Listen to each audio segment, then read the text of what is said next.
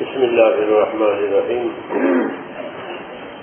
الحمد للہ رب العالمین والصلاة والسلام علی سید المرسلین وعلی آلہ واصحابہ اجمعین اللہم صل وسلم وبارک علی سیدنا محمد النبی الأمی وعلی آلہ وصحبہ اجمعین۔ بزرگوں اور پیارے بھائیوں، ایک تو جو حضرات دور دور ہیں وہ قریب ہو جائیں۔ جمعہ کے دن یہی بات ہے کہ ادھر ادھر نہ جائیں بلکہ صفوں میں مل جل کے قریب بیٹھ جائیں اور جمعہ کی تیاری میں ہی رہیں، کوئی لغوا کام نہ کریں، کوئی لغوا اور ایکا کام نہ کریں۔ یہاں تک علماء نے لکھا ہے کہ صف میں انگلی ہی نہ پھرانا ہوں، ایسا کوئی فضول کام نہ کریں تاکہ جمعہ کی فضیلت ملے۔ جو لغو کام کرے گا اس کو جمعہ کی فضیلت ملے گی۔ جمعہ کی فضیلت کیا ہے؟ جمعہ کی فضیلت کیا ہے؟ حدیثوں میں ہے کہ اگر سنت کے مطابق غسل وغیرہ کر کے خوشبو اور لباس سنت کے مطابق مسجد کی طرف چلا جمعہ ادا کرنے کے لیے تو ایک ایک قدم پر ایک ایک سال کی عبادت کا ثواب ملے گا۔ یہ جمعہ کی فضیلت ہے۔ علماء نے فرمایا کہ یہ بہت بڑی فضیلت ہے کہ جمعہ کے دن کی سنت ہے کہ سنت کے مطابق غسل کرے، اچھا لباس پہنے۔ اچھا لباس کیا ہے کہ سفید لباس ہو۔ حدیث شریف میں ہے خیر کہ تمہارے کپڑوں میں بہترین کپڑے سفید کپڑے، خیر ثیابکم ثیاب البیض، اسی کو پہنو، اسی میں مردوں کو کفناؤ، سفید لباس میں۔ سنت کے مطابق لباس غسل کر کے خوشبو مسواک یہ کر کے جمعہ کی طرف چلے، مسجد کی طرف، تو کیا ملے گا کہ اس کے ایک ایک قدم پر ایک ایک سال کی عبادت کا ثواب ملے گا۔ ایک سال کی عبادت سوچو، ایک سال کی نمازیں، ایک سال کے روزے، ایک سال کا ذکر تلاوت جو کچھ کیا ہو، بہت بڑی فضیلت ہے یہ۔ لیکن یہ اس کو ملے گی جو جمعہ میں عادات کے ساتھ آوے، سنت کے مطابق ہے، کوئی لغو کام نہ کر۔ اگر لغو کام کیا پھر نہیں ملے گی۔ یہ بڑی فضیلت ہے۔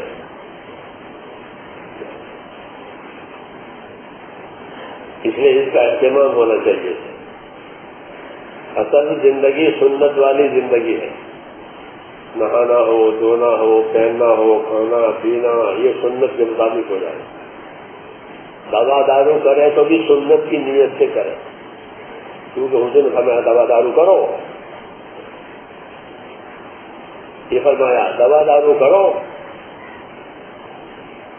دعو عباد اللہ، حضور نے دوا دارو کرنے کے لیے کہا۔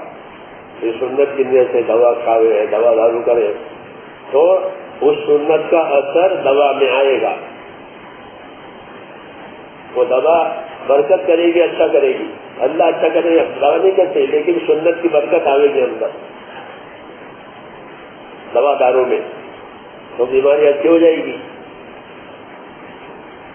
ہمارا سب کام حکم کے مطابق اور سنت کے مطابق ہوتا ہے۔ مسلمان کے معنی یہی ہے، لا الہ الا اللہ محمد رسول اللہ، اسلام کا کلمہ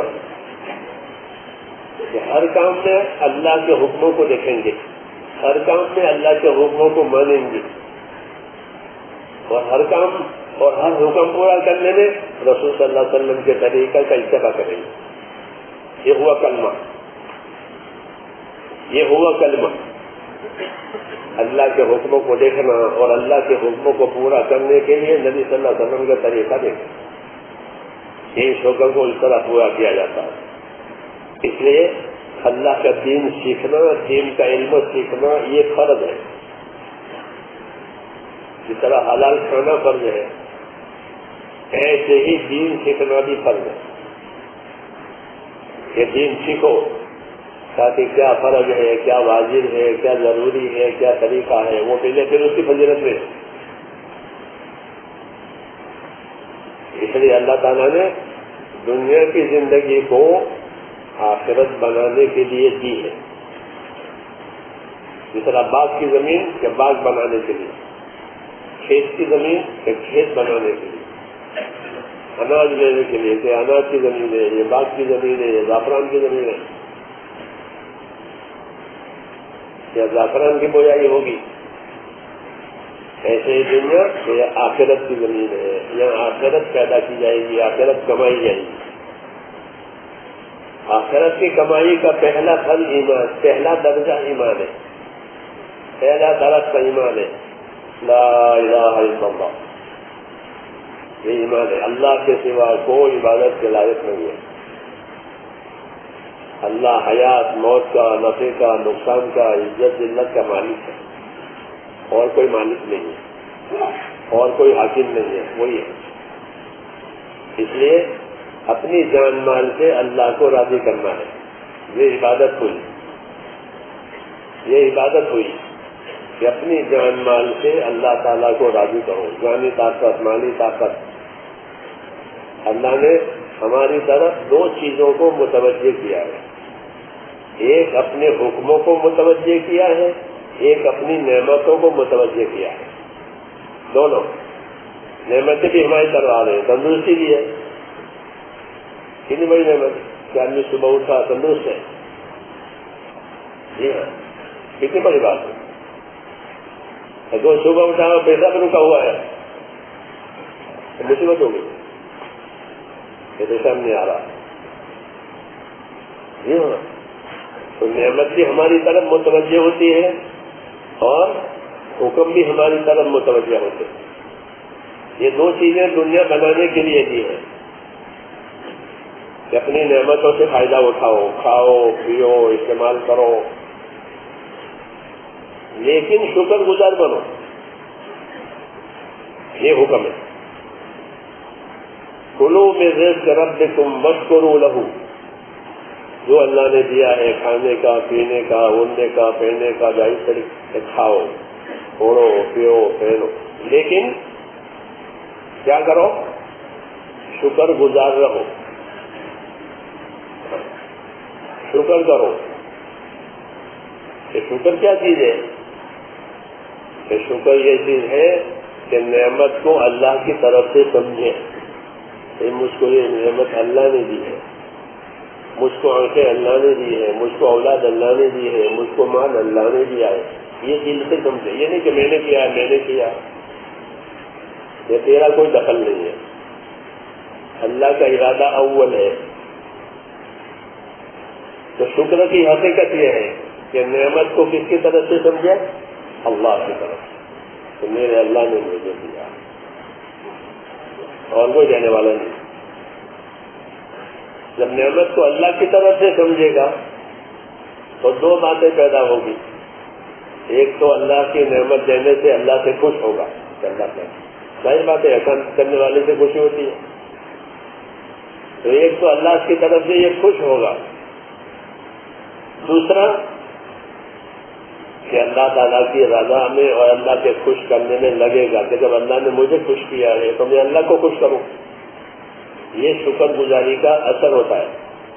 یہ ہونا چاہیے. اگر یہ نہیں ہے تو شکر گزاری نہیں ہوئی. نعمت کو اللہ کی طرف سے بھی نہیں سمجھا اور نعمت کھا کر اللہ کو بھی راضی نہیں کیا. یہ ناشکری ہوئی ہے. ناشکری سے نعمتیں چھینی جاتی ہے. اللہ نعمت دینا بھی جانتے ہیں، چھیننا بھی جانتے ہیں. کہ چھین لی نعمت اور ہو گئے کنگال نعمت کھو کر کے. رسول صلی اللہ علیہ وسلم دعا مانگتے تھے، اللہم انی اعوذ بک من زوال نعمتک وتحول عافیتک. اے اللہ میں تیری پناہ مانگتا ہوں جس سے کہ نعمت کے زوال سے. کہ نعمت کی زوال آ گیا، ختم ہو گئی، چھین لی گئی، اور صرف چھینی نہیں گئی بلکہ الجھن ڈالی گئی. دونوں چیزیں ہوتی ہیں. جب نعمت چھینی جاتی ہے تو نعمت بھی چھینی جاتی ہے اور الجھن بھی پڑتی ہے. پھر آدمی کہیں کا بھی نہیں رہتا. جی ہاں، یہ نعمت تو چھینی گئی، الجھن کھڑی ہو گئی. آنکھیں چلی گئی، الجھن کھڑی ہو گئی. مال چلا گیا، الجھن کھڑی ہو گئی. پھر حاجتیں ہیں پوری نہیں، مال نہیں ہے، مال چھین گیا. اس لیے پناہ مانگتے تھے کہ اللہ ایسا نہ ہو کہ نعمت پر زوال آئے اور نعمت ہاتھ سے چلی جائے اور الجھن حصے میں آئے. ایسا کب ہوتا ہے کہ جب نعمت میں ناشکری ہوتی ہے. ہاں، تو نعمت میں ناشکری ہوئی کہ وہ نعمت کا زوال آئے گا. اور اگر نعمت میں شکر گزاری ہوئی ہے تو اللہ تعالیٰ نعمتوں کو بڑھاتے چلے جائیں گے. اس لیے کوئی چیز جو اللہ کی طرف سے آئی ہے معمولی نہیں ہے. وہ نعمت ہے، معمولی نہیں ہے. اور کوئی بھی مصیبت آ گئی ہے وہ معمولی نہیں ہے. آج کی ایک چنگاری معمولی نہیں ہے، اور بارش کا ایک قطرہ معمولی نہیں ہے. ایک ایک قطرہ، کہ بارش کے قطرے کیا ہوتا ہے، جب دیکھ لو کیا ہوتا ہے بارش. ایک قطرے سے موتی بنتا ہے. کیا سمجھ لیا ہے؟ بارش کا ایک قطرہ، اس سے کیا بنا؟ کہ سمندر میں موتی بنا دے ایک قطرے سے. اور اللہ کی کوئی چیز معمولی نہیں ہے. جی ہاں، اس لیے اللہ کی چیزوں میں اور اللہ کی نعمتوں میں اللہ کی عظمت کا خیال رکھنا، اور نعمتوں میں نعمت دینے والے کا حق یاد رکھنا. ہاں، کیونکہ دنیا کو اللہ نے حقوق ادا کرنے کی جگہ بنایا ہے. حقوق ادا کرنے کے لیے نعمتیں بھی دی ہیں، حکم بھی دیے ہیں. یہ نعمتیں لو اور یہ حکم بھی لو کہ اپنی نعمتوں میں اور اپنے حکموں میں جوڑ پیدا کرو. اپنی نعمت میں اور اپنے حکموں میں جوڑ پیدا کرو. آنکھ کی نعمت تو آنکھ کا حکم ہے کہ آنکھ کو کہاں استعمال کرو گے. آنکھ نعمت ہے، پوچھو اس کو کہ جس کے پاس آنکھیں نہیں، کہ بچہ نابینا پیدا ہوا کہ خالہ ماں باپ کی تو لوٹیاں ڈوب گئی. ہاں، کہ بیٹا پیدا ہو گیا، ہاں لیکن اندھا ہے. جی ہاں، ان کی دنیا بدل جاتی ہے. کیوں کہ بیٹا نابینا پیدا ہوا. تو آنکھ کی بڑی نعمت ہے. تو آنکھ بھی دی ہے، آنکھ کے حکم بھی دیے ہیں کہ آنکھ کو کیسا استعمال کرو گے. کان بھی دیے ہیں، کان کے حکم دیے ہیں. مال بھی دیا ہے، مال کے حکم بھی دیے. یہ ہے اسلام. اگر حکم سامنے نہیں ہے تو کافر کی طرح نعمتیں اس کے سامنے بڑھ، تو اس کا اور کافر کا ایک مزاج ہو جائے گا. کافر اللہ کی نعمتوں میں اللہ کو ناراض کرتا ہے، یہ بھی اللہ کی نعمتوں میں اللہ کو ناراض کرے گا. جی ہاں، اس لیے یہ اللہ کی مددوں سے، اللہ کی برکتوں سے محروم ہوگا. اس لیے اپنے اوپر قابو کرنا ضروری ہے. اللہ نعمتیں بھی دے رہے ہیں، اللہ حکم بھی دے رہے ہیں، تندرستی بھی دے رہے ہیں، تندرستی کے حکم بھی دے رہے ہیں. یہ تندرستی کیوں دے رہے ہیں؟ کہ تندرستی عبادت کرنے کے لیے دے رہے ہیں. تندرستی کیوں دی ہے؟ عبادت کرنے کے لیے دی ہے. جس طرح تندرستی روزی کمانے کے لیے بھی دی ہے کہ روزی کماؤ. بیمار کیا کرے گا؟ پاگل کیا کرے گا؟ جی ہاں، تندرستی ہے تو کماؤ. تو جس طرح روزی کمانے کو سمجھتے ہو کہ تندرستی عبادت کرنے کے لیے بھی ہے، کیونکہ اللہ نے عبادت کرنے کے لیے ہم کو پیدا کیا ہے. تو ظاہر بات ہے کہ تندرستی نہیں ہوگی تو کیا عبادت کرے گا. اس لیے زندگی کا زیادہ زمانہ تندرستی میں گزرتا ہے. ہر ایک کا زیادہ زمانہ زندگی کا کس میں گزرتا ہے؟ سوچو کہ تندرستی میں گزرتا ہے. پھر آخر میں بیمار ہوتا ہے، مرد الموت. ورنہ زندگی کا زیادہ زمانہ تندرستی میں گزرتا ہے، کیونکہ ان کو عبادت کے لیے پیدا کیا ہے. جب عبادت کے لیے پیدا کیا ہے تو عبادت کی طاقت دینی پڑے گی، تو وہ عبادت کی طاقت بھی ہے. اس لیے حضور صلی اللہ علیہ وسلم فرماتے تھے کہ اپنی تندرستی کو غنیمت سمجھو. اپنی تندرستی کو غنیمت سمجھو بیماری سے پہلے، پھر بیماری میں لاچار ہو جائے گا، کچھ نہیں کر سکے گا، بیمار ہے، اپنے کام کا بھی نہیں رہا، دوسروں کا کام کیا کرے گا؟ اس لیے اپنی تندرستی کو غنیمت سمجھے، اور اپنی تندرستی میں اللہ تعالیٰ نے جو جو حقوق ہمارے اوپر لاگو کیے ہیں اس کی ترتیب بنائے. جو عبادت بدن سے تعلق رکھتی ہے تو اللہ نے بدن کی تندرستی دی ہے، اس عبادت کو کما حق کا ادا کرے. نماز ہو، روزہ ہو، ذکر ہو، تلاوت ہو، دعا ہو، توبہ ہو، یہ سب چیزیں بدن سے تعلق رکھتی ہے. اس میں پیسے نہیں خرچ ہوتے نہیں خرچ اس میں پیسے نہیں خرچ ہوتے، جس کا تعلق بدن کی طاقت سے ہے. تو بدن کی ان طاقتوں کو ان چیزوں میں لگانا، یہ بدن کی تندرستی کا شکر ہے. نمازوں کو اپنے وقت پر پڑھنا، نماز کو اپنے تابع نہیں بنانا، نماز کو اپنے تابع نہیں بنانا، ہم نماز کے تابع ہو جائیں. جی ہاں، دوسری مشینوں کو تو آدمی اپنے تابع کرتا ہے، سلو فاسٹ، یہاں یہ بات نہیں چلے گی، بلکہ اپنے آپ کو کہ نماز کا تابع کرو. ابراہیم علیہ السلام نبی ہے اور جلیل القدر نبی ہے، نبیوں کے باپ ہیں. وہ دعا مانگ رہے، کیا دعا مانگ رہے؟ ربی جعلنی مقیم الصلاۃ، اے میرے رب مجھ کو نماز قائم کرنے والا بنا دے. نماز قائم کرنا کوئی کام ہے جس کی اللہ سے مدد مانگ رہا ہے اللہ کا خلیل نبی. اس لیے لیکن دوستوں نماز ایسا نہیں ہے کہ کوئی مشین کے ساتھ جب چاہو کر لو، کھول لو، بند کر لو، سیدھو کر لو، پاس کر لو. یہ نماز بہت بڑی امانت ہے. ایمان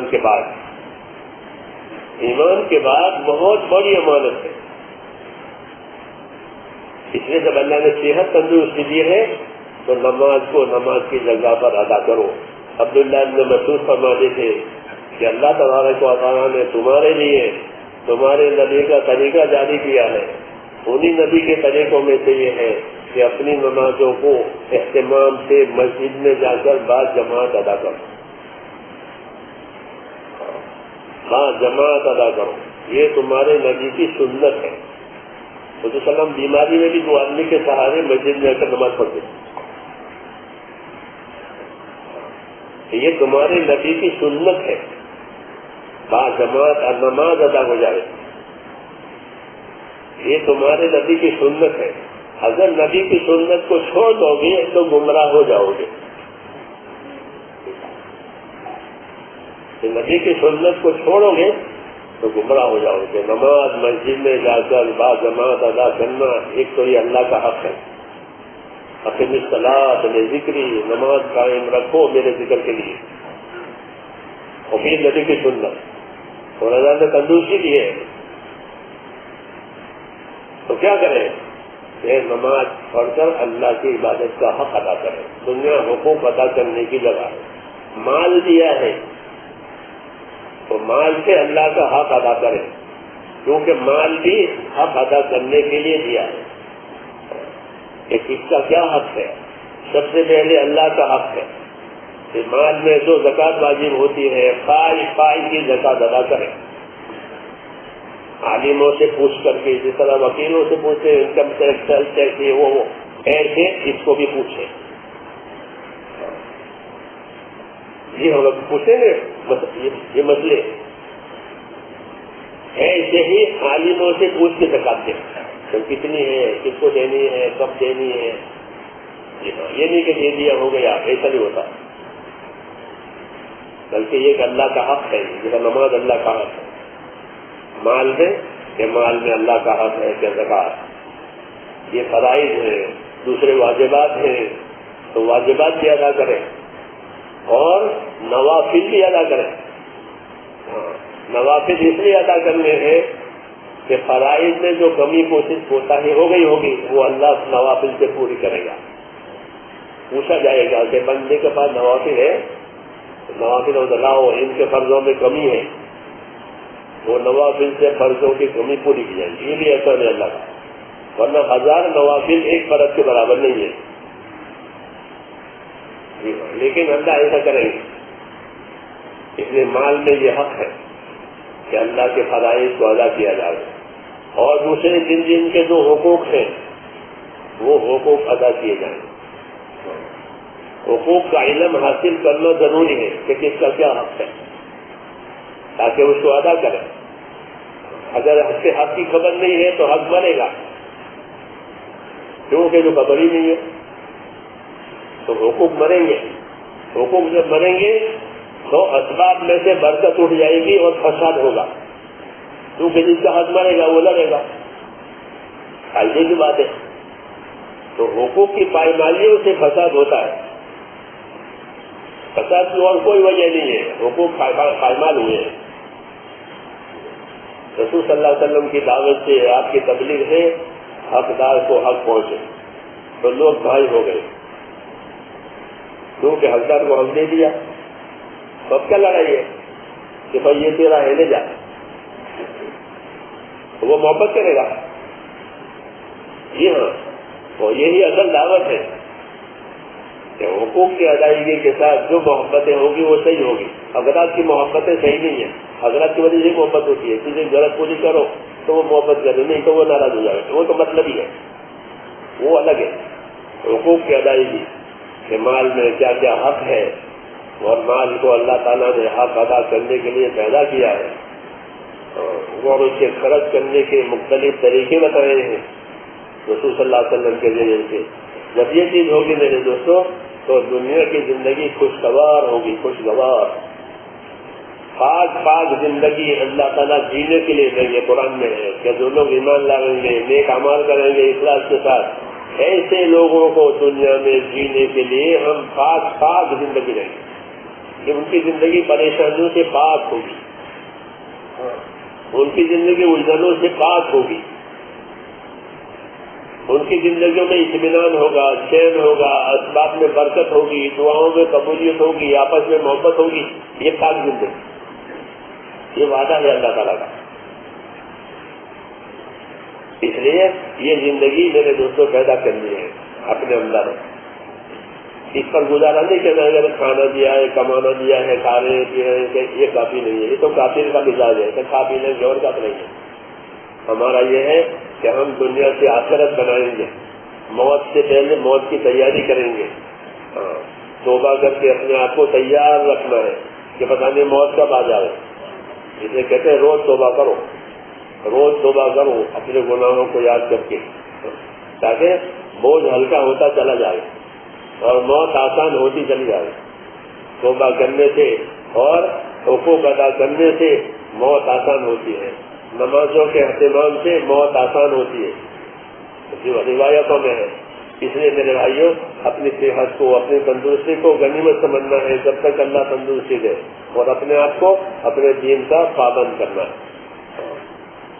حکم یہی ہے کہ اپنے دین کے پابند رہو. کہاں تک کہ موت آنے تک. وَلَا تَمُوتُنَّ إِلَّا وَأَنْتُمْ مُسْلِمُونَ. خبردار خبردار, تمہاری موت اس حال میں آئے کہ تم اللہ کی بات مانتے مانتے مر جاؤ. یہ کامیاب ہو گیا. اللہ تعالیٰ مجھے بھی نصیب کرے, آپ کو بھی نصیب کرے.